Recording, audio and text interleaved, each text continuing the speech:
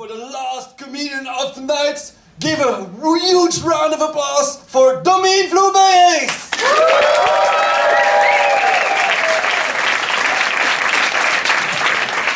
Thank you, and a round of applause for our Master of Ceremony.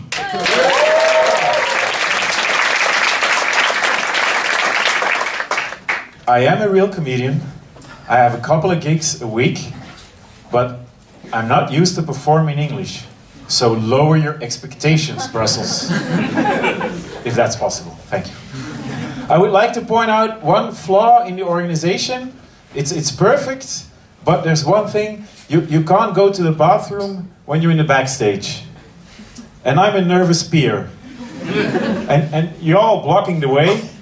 And there's just these doors that lead to the hallway, that lead to the toilet, but the doors are closed. But they're in glass. So you can see your way to redemption, but there's no way getting there. Or I would have to destroy the doors, but I'm not rich enough to destroy random shit. That's basically the truth. So one point of advice. Put, I don't know what there, but something. All right. Hello, Brussels. How are you doing? All right. Great. It's nice to be here. I got contacted right before, for this gig, right before I left on my honeymoon. Yay! We got married in June. We took our honeymoon in February, because fuck Belgian weather, right? And we had a great time in Costa Rica for about a month. But we both got sick for a couple of days, my wife and we couldn't leave the bathroom, if you catch my drift. So it was a bit of a difference in bonding than I imagined. So when we got back in Belgium, we immediately took some tests to see if we got parasites, apart from being married to each other. My name is Domien. That's not a very common name in Belgium, but both my parents are teachers, were teachers, and my dad used to have a pupil with that name, and I guess he liked the name. So that's why. My parents were both teachers. They both also had a drinking problem. Yeah, true. I don't have a drinking problem. I can drink while working. And the only reason I'm holding this beer is a very lame joke to make myself so difficult. Nevertheless, here we are. I was born and raised in Belgium, like I said, so this is not my native tongue. So why do this gig? Well, the money was good. Yeah. But then I started to realize, it's been a while since I performed in English. I've only done it a couple of times, so maybe I need some practice. So I applied for an open mic. That's a place for comedians. You can go and play and test out material, but you don't get paid. You get a drink or two. So I applied for this open mic. I could play for 15 minutes. I was like, yeah, perfect to have some practice. Only problem was it was in Rotterdam, the Netherlands. I don't have a car, so I had to book a train ticket. I couldn't get home on time by train, so I had to book an hotel room. Then my wife found out, and she was like, oh, I like Rotterdam, I'm coming with you. So I had to book another train ticket, make an upgrade for the room. Long story short, I got 2 lousy paid shit gigs in English this month. Nevertheless, I'm very glad to be here. I'm serious, I am. It's a very nice concept, and they all did very well. Give them a round of applause.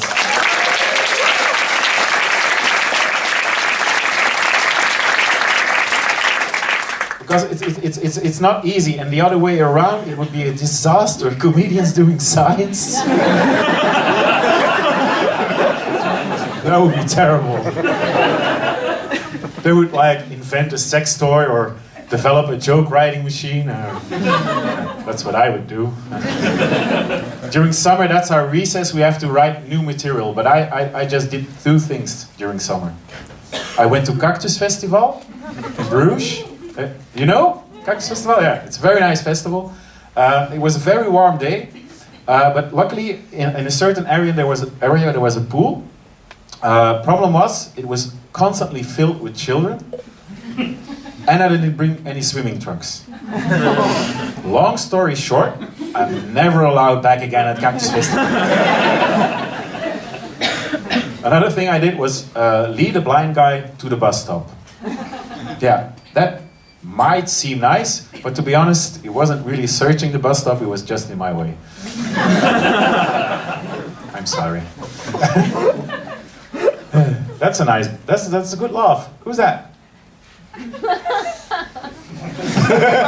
Oh, somebody's pointing already. When war breaks out, run away from him. He's gonna give you over like this. Alright. You're distracting me. No, you don't know your text. Yeah, that's true. Yay. I'm from Antwerp, originally. I live in Ghent for about 16 years now. I don't know if you know what they say about people from Antwerp, but people in Ghent say people from Antwerp, they're all arrogant and racist. Oh, you know, okay.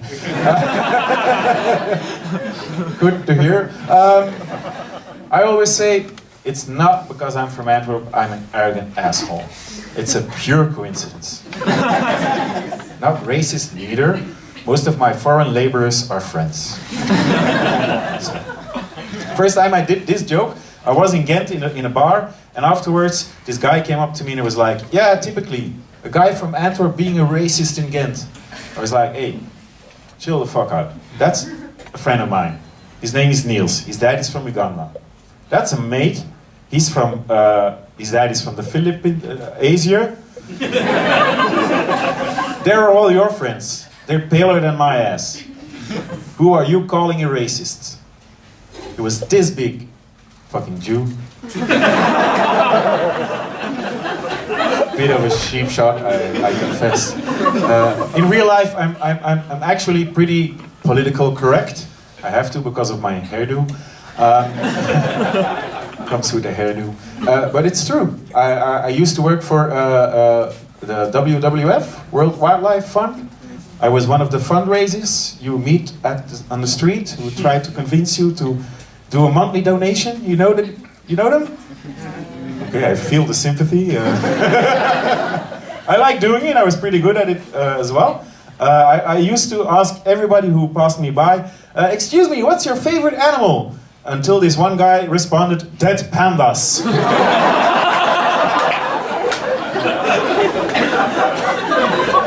James said how much.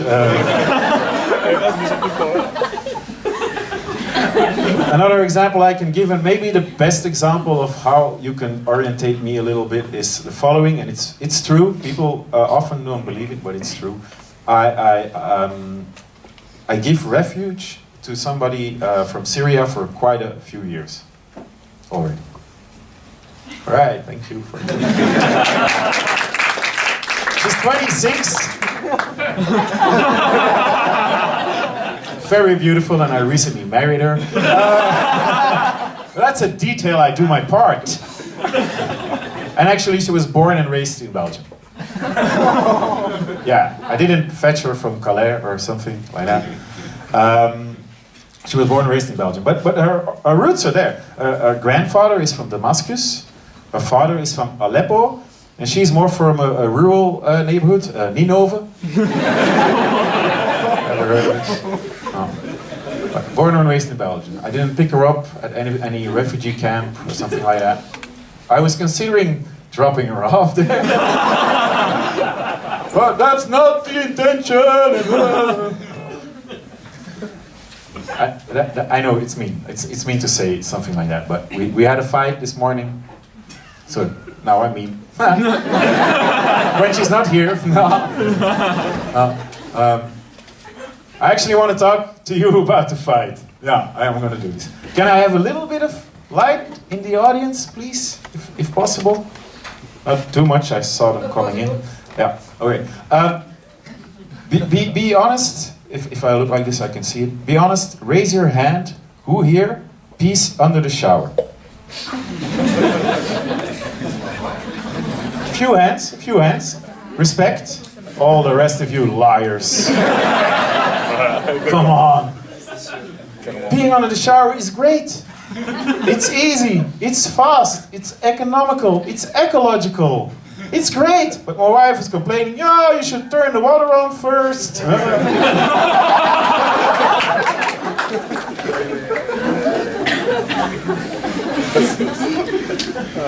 So born and raised in Belgium myself, but often get confused for having another nationality. I remember when I was in Vienna, I was walking down the street and I heard some ruckus down the road, and when I approached, I saw this homeless guy sitting on the street, drunk as hell, shouting at everybody who was passing him by, and he was shouting, Austria is scheiße! Austria is scheiße! And then he saw me and he went like, Viva España! Dude. In a train station, without any reason, the conductor starts talking fluent Italian to me. I'm like, sir, I don't understand. I really don't understand. He was like, oh, I'm sorry, I'm taking night classes and I wanted to have some practice. I was like, oh, well, I'm in kickbox. I gotta find something else. It's apparent I'm not really into kickbox. So I've been doing this for a while now. This is actually my job. Yeah, I know.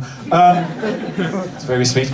I promised myself a couple of years ago, if in 2015, sorry, you can't make a living out of comedy, you have to stop. Yeah, that was what I told myself. Luckily enough, in 2014, my rich grandmother died. So here we are. I've been doing it for 10 years, off and on now. I won some comedy prizes, won some improv prizes, and every time that happens, people around me get really excited. They're like, yeah, your career's finally taking off. So, yeah, hey. So raise your hand if you know me. Yeah, that's right. I got recognized for the first time on the street recently, though. Yeah, well, yay! Thank you. Oh. Well, recognized, more like confused with Conchita Wurst.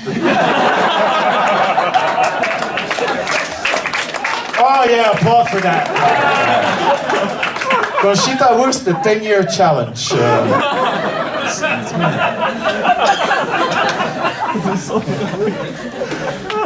I get it a lot. People telling me, hey, you look like this one or that one. Yeah, like, for instance, John Petrucci.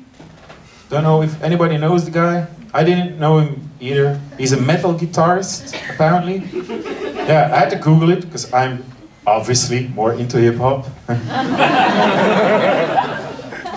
Chris Cornell from Soundgarden. That's a handsome fellow, so that's a compliment. And they said it before he died.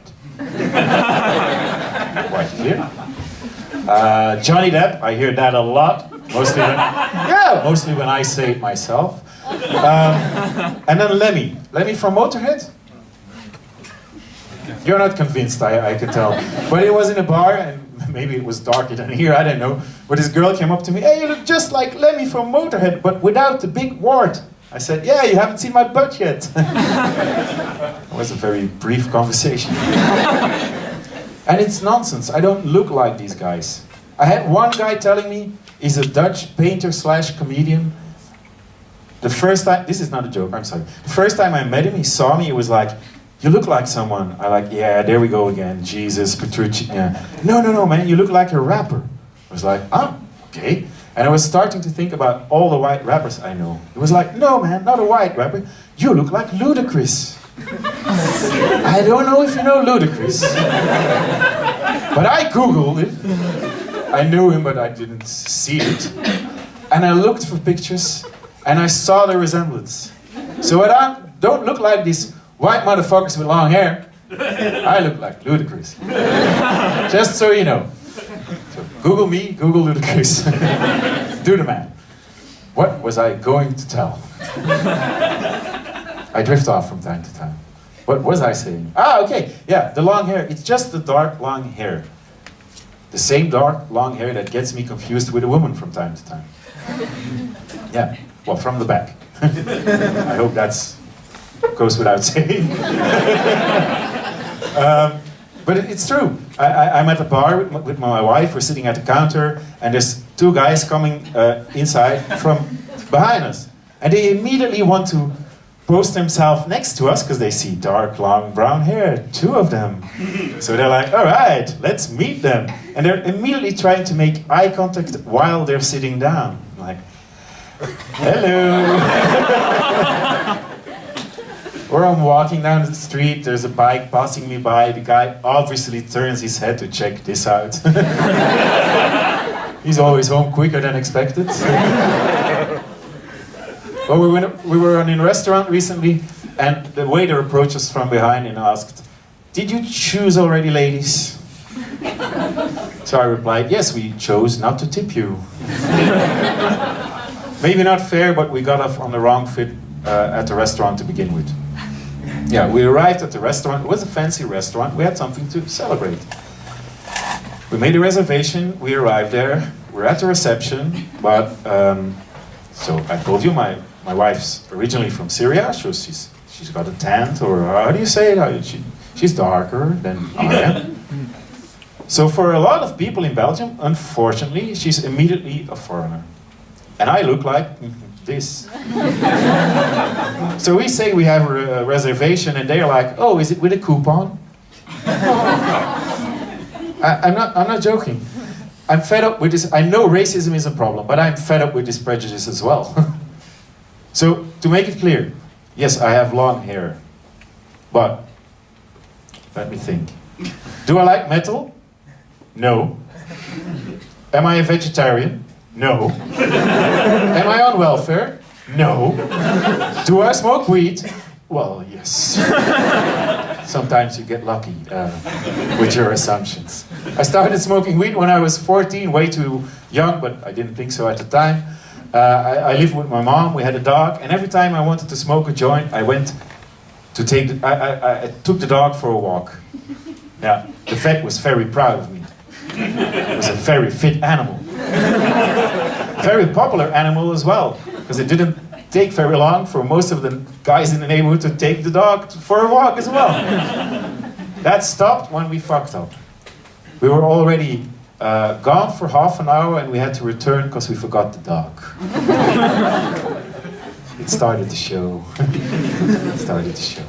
All right, I got my light, so I'll be leaving you soon. Just one thing to say, I don't recall what I said, but if it was a bit, nah, that's not very kind to women, and yeah, too bad. I don't feel like we have to be to each other. I'm not like that with my wife, she's not like that with me, neither. I'll give you an example. A while ago we were in the bathroom, I was taking a shower, she was already at the sink. We have these revolving doors at our shower, so I thought, yeah, let's be funny and do this game show announcer, broadcaster from the earlier days. So I'm standing behind the doors and I go like this. And which prize has been won to our candidate after door number 1? And I open these doors, I'm standing there in my full frontal nudity. She's like, a consolation prize. So fuck being nice, you were nice. Thank you very much.